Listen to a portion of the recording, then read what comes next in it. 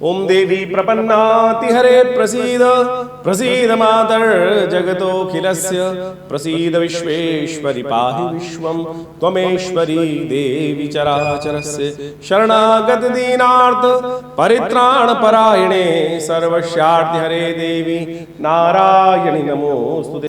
नमस्कार, मैं हूं आचार्य डॉक्टर विक्रमादित्य और आज हम बात करने जा रहे हैं वृषभ राशि वालों के लिए 6 मई का दिवस सोमवार का अवसर है और ख़ासतौर पर ग्रहों का योग दिखाता है कि इस दिन विशेष तौर पर भद्रा का योग है। दोपहर के बाद से नए कार्यों को आरंभ करने से बचना चाहिए और नए कार्यों को आरंभ करने से भद्रा दोष लग सकता है, तो ध्यान करते हुए इस वक्त का ध्यान रखते हुए कार्य करना है। देखिए, और त्रयोदशी तिथि है, साथ साथ ग्रहों का योग आपकी राशि के अनुसार से यदि हम बात करें तो नई विशेष तौर जो आपके लिए योग जो बना रहा है वो आपके लिए लाभ की स्थिति उत्पन्न करने के योग बन सकते हैं। सुबह आपके लिए पॉजिटिव रहेगी। चंद्रमा 11वें भाव में बहुत सुंदर तरीके से पदार्पण कर चुके हैं, ये आपके लिए अच्छा है। और कई शुभ ग्रहों के साथ जो योग बन रहा है उनका वहाँ बैठकर बुध के साथ, राहु के साथ, ये आपके लिए बहुत सुंदर रहेगा और ऐसे में लाभ की स्थिति बनेगी। दूध का दान आपको करना चाहिए, दूध से भगवान शंकर का अभिषेक करना चाहिए। और विशेष तौर पर आपके धर्म से बाहर के जो लोग हैं और विशेष तौर पर मैं कहूँगा कि जो आपके से धर्म के बाहर के लोग हैं उनसे आपको विशेष तौर पर लाभ होने की स्थिति बन सकती है और ये कई तरह से आपके लिए उन्नति का योग बनाता दिखाई दे रहा है ग्रहों का समय, तो आपको उसको लाभ लेते हुए कार्य करने का प्रयास कीजिए। 7 मई का दिवस मंगलवार का अवसर, चतुर्थी तिथि है, चतुर्दशी तिथि है और विशेष सर्वार्थ सिद्धि योग का निर्माण है जो दोपहर को करीब 3:30 बजे तक रहेगा। नए कार्यों को आरंभ करने के लिए शुभ तिथि दिखाई देती है।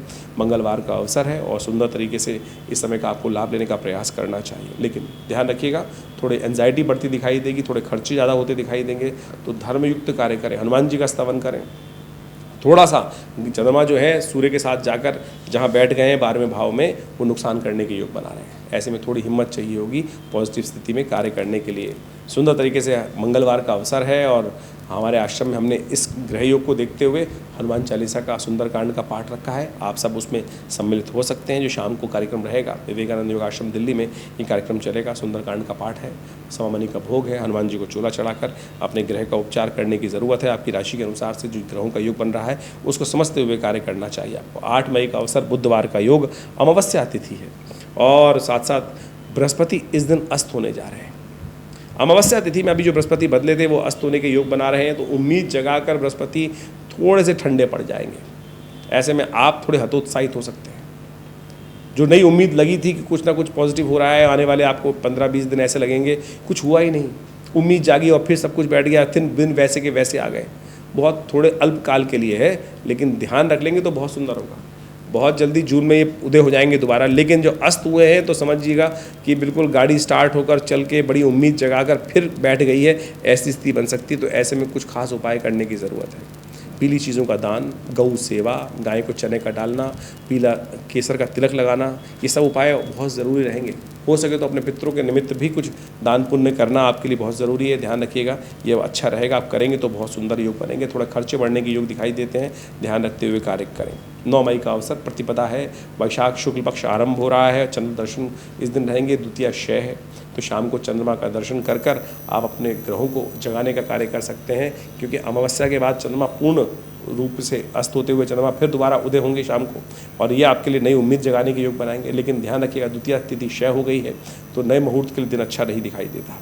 प्रतिपदा है, तो ऐसे में विशेष तौर पर चंद्रमा नई उम्मीद जगाएंगे। चंद्रमा वृषभ के आपकी राशि में उच्च के होकर लग्न में आए हैं, नई उम्मीद जगाने आए हैं, नई विचार जगाने आए हैं, लेकिन नए मुहूर्तों के लिए दिन अच्छा नहीं है। इस बात का ध्यान रखते हुए कार्य करें। गौ पूजन करें, शाम के समय चंद्र दर्शन करके, गौ पूजन करके, माता पिता गुरुजन का आशीर्वाद लेकर यदि आप नए उम्मीद जगाएंगे तो बहुत सुंदर आपके लिए योग रहेगा। 10 मई अद्भुत तिथि है, अक्षय तृतीया है, परशुराम जयंती है, आदि युग तिथि मानी जाती है और कहा जाता है अक्षय पुण्य की प्राप्ति के लिए तिथि ऐसी है कि इस दिन कोई भी कार्य करेंगे तो उसका अक्षय फल प्राप्त होगा। शुभ करेंगे तो शुभ फल प्राप्त होगा, अशुभ करेंगे तो अशुभ फल प्राप्त होने के योग बन जाएंगे। तो इस तिथि का पूर्ण लाभ लेने का प्रयास करना चाहिए। लेकिन एक बात जान लें, कई लोगों के मन में भ्रांति होती है कि अक्षय तृतीया जो है अनसूत साया है, बिल्कुल है, लेकिन इस बार दो ग्रह अस्त चल रहे हैं, दोनों शुक्र ग्रह और बृहस्पति ग्रह अस्त चल रहे हैं। तो ऐसे में ध्यान रखिएगा, विवाह इत्यादि, नया मकान मुहूर्त इत्यादि करने के लिए अक्षय तृतीया शुभ नहीं रहेगी। ऐसे में ध्यान रखें, पूरी अच्छे से पंचांग से विवेचना कराने के बाद ही कुछ कार्य करने की ज़रूरत दिखाई देती है। कई लोग तो विशेष तौर पर शादी इत्यादि भी अक्षय तृतीया पर रखने का प्रयास कर लेते हैं, क्योंकि अंशुत साया माना जाता है। लेकिन इस बार शुक्र भी अस्त हैं, बृहस्पति भी अस्त हो गए हैं, तो ऐसे में ध्यान रखते हुए कार्य करने की जरूरत। खैर, तिथि की बात कर लेते हैं। वृषभ राशि वालों के लिए कैसा ग्रहों योग बनता है, तो उनके लिए अच्छा है, लाभ की स्थिति बनेगी, अच्छे से योग बनेगा, नई एनर्जी से युक्त ग्रह दिखाई देता है तृतीया तिथि के दिन। तो सुंदर तरीके से भगवान परशुराम का पूजन करके, भगवान विष्णु का पूजन करके कार्य आरंभ करें। इस दिन बुध का परिवर्तन भी हो रहा है, बुध भी महाराज आपके 12वें भाव में जा रहे हैं, और ये योग सुबह सुबह जो बन रहा है, ये कहीं ना कहीं आपके लिए कुछ नुकसान दे सकता है। तो ऐसे में ध्यान रखिएगा, आने वाले कुछ दिन बृहस्पति अस्त, शुक्र अस्त, बुध आपके 12वें भाव में, सूर्य 12वें भाव में चल रहे हैं। ये अननेसेसरी के जुर्माने, नुकसान देने के योग बना सकते हैं। तो कुछ खास उपाय विशेष तौर पर आपको करने का प्रयास करना चाहिए। मेरी दृष्टिकोण से आपके लिए सबसे अच्छा ये रहेगा कि आप गौ पूजन नित्यपति करें। ये शुक्र को भी ताकत देगा। देखिए, मैं आपको बहुत सिद्धांतिक तौर पर समझाने का प्रयास कर रहा हूँ। बृहस्पति अस्त, बुध आपका 12वें भाव में, शुक्र भी अस्त, साथ में सूर्य 12वें। ऐसे में गऊ का यदि नित्यपति पूजन करें, गाय को विशेष तौर पर चने की दाल खिलाएं और केला खिलाएं, इससे विशेष तौर पर गाय का आशीर्वाद से, गऊ के आशीर्वाद से आपके लिए कल्याणकारी योग बनेंगे। लेकिन आने वाली तिथियों में ग्रह अस्त होने के कारण से थोड़ी सी शून्यता दिखाई देती है, तो उसको शक्ति देने की ज़रूरत है। और देखिए, ये सब बातें विशेष तौर पर बहुत महत्व रखती हैं। हम इस चैनल के माध्यम से आपके साथ लगातार जुड़े रहते हैं और समय समय पर आपको इन सब चीज़ों के बारे में अवगत कराने का प्रयास करते हैं कि आज तिथि कौन सी है, वार कौन सा है, कौन सा मुहूर्त कब कर लेना चाहिए, कौन सा व्रत शास्त्र के अनुसार से विधान किस प्रकार। देखिए, भारतीय संस्कृति में समझें, ये जो सारे के सारे विधान बताए गए हैं, ये सुंदर तरीके से इसलिए बताए गए हैं कि आप अपने जीवन में शुभ को प्राप्त कर सकें। शायद किसी और संस्कृति में इतना सुंदर तरीके से, इतने सूक्ष्म दृष्टिकोण से समय का अध्ययन नहीं किया जाता जितना सनातन पद्धति में, भारतीय संस्कृति में ज्योतिष विज्ञान के माध्यम से बताया गया। एक बात समझें, हमारा मानना ये है कि आइंस्टाइन ने एक बार जब फिलॉसफी दी थी टाइम होल्स की, जिसके अंदर हम टाइम को ट्रैवल करके बहुत सुंदर तरीके से आगे बढ़ सकते हैं, तो मेरा मानना ये है कि विशेष तौर पर ज्योतिष में जो मुहूर्त है, योग हैं, वो इसी को दिखाते हैं कि कैसे हम छोटे से कर्म से अपने पुण्यों को अद्भुत प्रकार से बढ़ा सकते हैं। जैसे अभी हमने बताया कि अक्षय तृतीया का मुहूर्त है, कार्य को करने से अक्षय फल की प्राप्ति होती है। अक्षय फल यानी शुभ करेंगे तो उसका भी अक्षय, जो क्षय ना होने वाला हो, वो फल प्राप्ति के योग बन जाएंगे। ऐसे में शुभ कार्य करेंगे तो अच्छा फल प्राप्त होगा, और दुष्कर्म कट जाएंगे तो हमारी ट्रैवल, हमारे पुण्य बढ़ जाएंगे, और कष्ट जो जीवन में आ रहे हैं वो घट जाएंगे।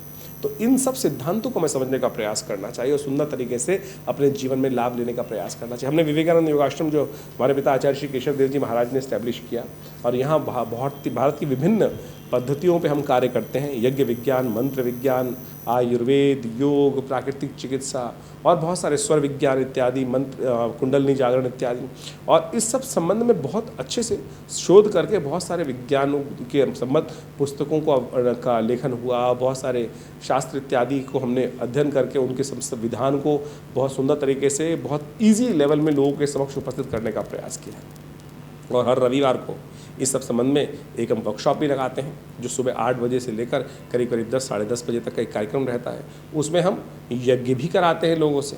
आप आकर निःशुल्क, कोई फीस नहीं लेते। यज्ञ इत्यादि में करने का कोई हमारे यहाँ विधान ऐसा है कि कोई भी आकर ज्वाइन कर सकता है।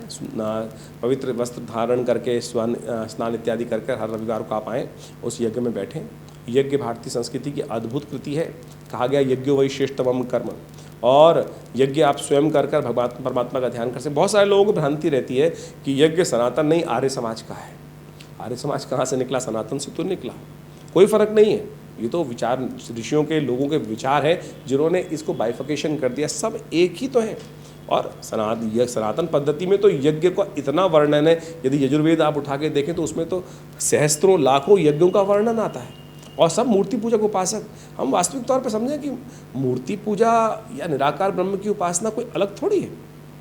और मूर्ति पूजा करने से आपके जीवन में एक सरलता आती है, विश्वास जागता है कि हम जिसकी तरफ आराधना करने जा रहे हैं और उससे कैसे जीवन में आगे बढ़ने के सुंदर योग बनेंगे। तो इन सब सिद्धांतों को आप समझते हुए कार्य करें कि वह मूर्ति पूजा वास्तविक तौर पे सनातन पद्धति में जो बनाई गई है, वो मूर्ति की एक सूक्ष्म मूर्ति की नहीं, प्राण प्रतिष्ठित मूर्ति करने की, वहाँ पूजा करने की शास्त्र में वर्णन आज्ञा मिलती है। आप समझें, हम पहले मूर्ति को पूजा करने से पहले उसकी प्राण प्रतिष्ठा करते हैं और उसके बाद उनका पूजन करते हैं। भगवान का श्री विग्रह शक्ति का उसके अंदर संचार करने के उपरांत उनकी यथाविधि भगवान को ही मानकर, साक्षात परमात्मा को मानकर, परमात्मा के अंश रूप में उनकी साक्षात स्वरूप में उनकी आराधना करने का शास्त्र में वर्णन किया गया है। और जैसे ही कभी बाई चांस भगवान न करे मूर्ति खंडित हो जाती है तो उस मूर्ति को हम प्रवाहित कर देते हैं, तब उसके बाद में पूजने योग नहीं रहती।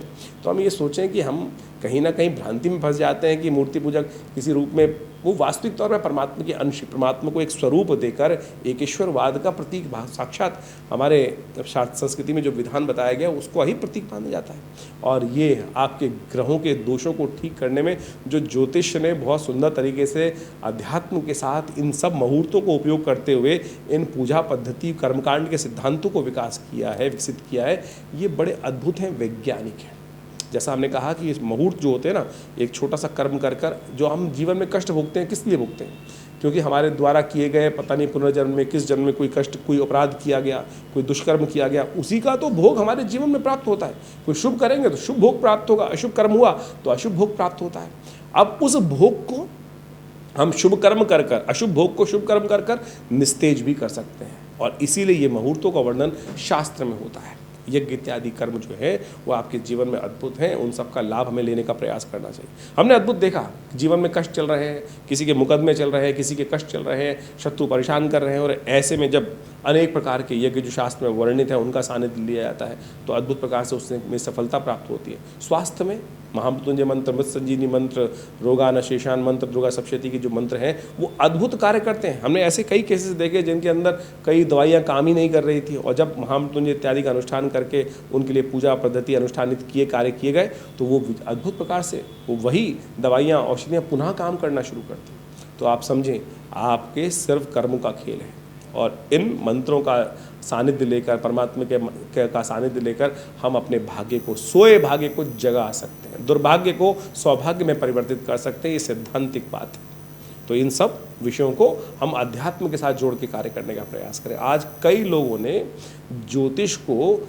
अपने इस प्रकार से बना दिया है कि धर्म शून्य बना दी, और केवल नग पहनाकर या कुछ और कर कर या केवल टोटके कर कर उस शास्त्र को विशेष तौर पे ऐसा बना दिया है कि वास्तविक तौर पे अध्यात्म से बिल्कुल अलग दिखाने का प्रयास किया है। एक कई तो ऐड ऐसे में हमने पढ़े, बचपन से हम देखते आए हैं, कई लोग ऐसे लिखते हैं नो मंत्र, नो यंत्र, नो विशेष तौर पे। अरे क्या करना चाह रहे हो भाई? ज्योतिष को वास्तविक तौर पर एक चीज़ होती है रेमेडी, एक होती है डायग्नोज।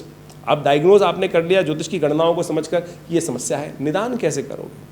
निदान तो अध्यात्म से ही आएगा, निदान तो उपाय से ही आएगा। उपाय जो है मंत्र विज्ञान के भी हैं, रेमेडी जो आस्पेक्ट है। ऐसे डायग्नोज का फ़ायदा ही क्या है कि जिसमें रेमेडी ना हो, तो ज्योतिष विज्ञान को हमें समझना है सही रूप से। और ऐसे में हमने बहुत सारे अद्भुत कार्यों के द्वारा, मुद्रा विज्ञान के द्वारा, मंत्र विज्ञान के द्वारा, यज्ञ विज्ञान के द्वारा इन उपायों को करके देखा, अद्भुत लाभ प्राप्त होता है। जैसे अब बृहस्पति अस्त चल रहा है, ऐसे में बृहस्पति को शक्ति कैसे प्रकार से प्राप्त होगी? कोई कहेगा नग पहन लो, कोई कह रहा है कोई और उपाय कर लो। तो हमने एक आपको इस चैनल के माध्यम से हम आपको एक बहुत सुंदर बताते हैं, ज्ञान मुद्रा। ये बृहस्पति की उंगली है, और कहा जाता है कि बृहस्पति की उंगली, इस ज्ञान मुद्रा का अभ्यास करने से बृहस्पति की शक्ति को अद्भुत रूप से पॉजिटिव वे में आप उपयोग कर सकते हो। बृहस्पति जब बृहस्पति देवता है ज्ञान का, ज्ञान अस्त हो रहा है तो ये ज्ञान मुद्रा है। भगवान कृष्ण ने गीता का उपदेश इसी मुद्रा में दिया। प्रपन्न पारिजाताय तोत्र वेत्रे पाणय ज्ञान मुद्राय कृष्णाय गीतामृत। अब ज्ञान मुद्रा की कैसे जाए? तो गायत्री के अंदर कहा गया सुरभिर ज्ञान वैराग्यम योनिश्च, जहाँ का जो गायत्री के अंदर जो मुद्राओं का वर्णन किया गया है, 24 मुद्राएं गायत्री जब से पूर्व, 8 मुद्राएं गायत्री के जब के अनंतर, वहाँ मंत्र आता है सुरभिर ज्ञान वैराग्यम योनिश शंख पंकजम। ये जो 8 मुद्राएं जो हैं, लिंगम निर्वाणकम च अष्टौ जपान्ते प्रदर्शित, वहाँ ज्ञान मुद्रा का वर्णन बनता है। और ज्ञान मुद्रा कैसे होती है?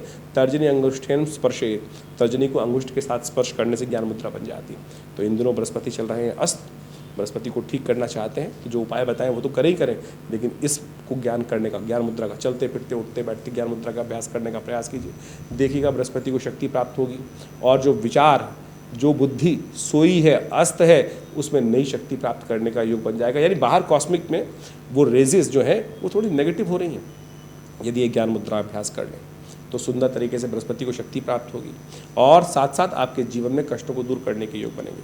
तो ये वर्णन हमने आपको बताया और सुंदर तरीके से इसको आप करने का प्रयास कीजिए, आपको देखिए लाभ प्राप्त होगा। इसके अलावा भी बहुत सारी समस्याएं आपके जीवन में यदि चल रही हों, कोई प्रश्न मन में आ रहा हो, तो आपके लिए विवेकानंद योगाश्रम बहुत सुंदर तरीके से अध्यात्म के क्षेत्र में कार्य कर रहा है। जमुना पार्क खुरेजी में एक बहुत बड़ा शोध संस्थान बनाया हमारे पिता आचार्य श्री केशव देव जी महाराज ने, और यहाँ नित्य प्रति 8 घंटे यज्ञ होता है, गौशाला है, पूरा योग, प्राकृतिक चिकित्सा, आयुर्वेद का एक 100 बेड का हॉस्पिटल बनाया गया है। तो आप सादर आमंत्रित हैं यहाँ पर, और आश्रम से जुड़कर बहुत सुंदर तरीके से आप आध्यात्मिक विकास और साथ साथ अपने जीवन में शुभ कार्य करने के लिए, माँ भगवती का सानिध्य प्राप्त करने के लिए, ये बताना मेरे को ज़रूरी समझता हूँ मैं कि यहाँ भगवती का एक सुंदर शिव विग्रह विराजमान है जो 1947 में मुल्तान से आया था, और कई वीडियोज़ के माध्यम में हम बताते ही आपको, और उन्हीं के सानिध्य में, उन्हीं की कृपा से, उन्हीं के आशीर्वाद से आज आश्रम पर नित्य 8 घंटे यज्ञ होता है, आध्यात्मिक कार्य किए जाते हैं। आप रविवार वाले यज्ञ में सादर आमंत्रित हैं, और यदि आपकी कोई निजी समस्या है तो फ़ोन नंबर्स दिए गए हैं, उन पर संपर्क साध कर आप आश्रम के साथ जुड़ सकते हैं।